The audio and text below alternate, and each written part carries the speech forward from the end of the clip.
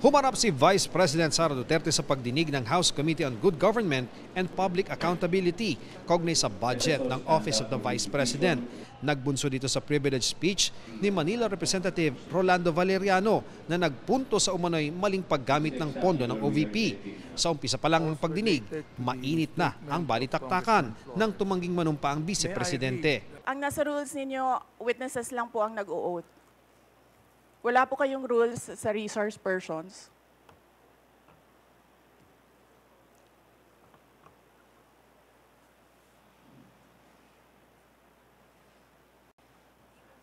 Ma'am, ano lang po yun eh.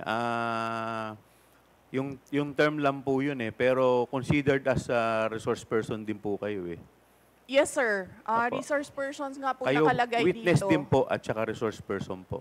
Please your right hand. Do you solemnly swear that... Sa huli, ang mga nanumpalang, ang mga resource person mula sa Department of Budget and Management at Commission on Audit at ang bise na natiling nakaupo. Sa kanyang talumpati, iginiit ng bise na wala silang ginagawang mali.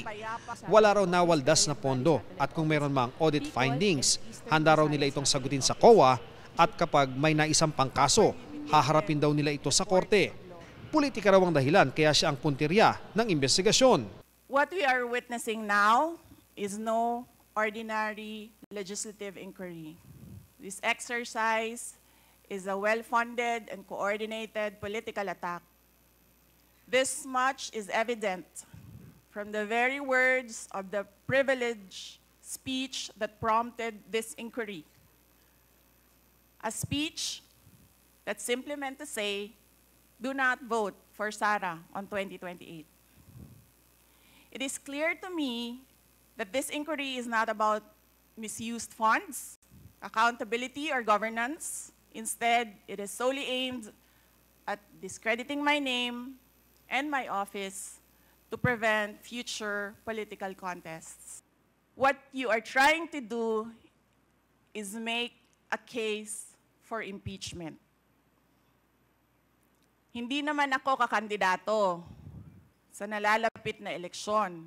Dahil hindi siya nanumpa, hindi tinanong ng mga mambabatas si VP Sara.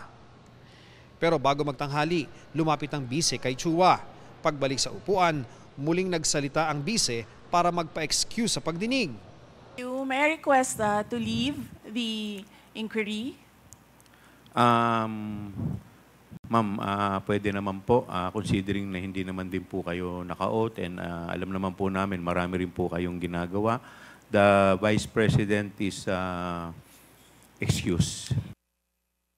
Sa ambush interview, sinabi ng bise na lantara na ang ginagawa ng mga kinatawan para paghandaan ang impeachment laban sa kanya. Very obvious yung kanilang ginagawa na nagpa-practice sila kung anong gagawin nila. Tayo naman trabaho lang. With respect sa impeachment, wala naman po akong alam pa doon. So, hindi ko po alam. Wala po akong idea sa impeachment. Basta tayo, ginagawa lang po natin yung trabaho.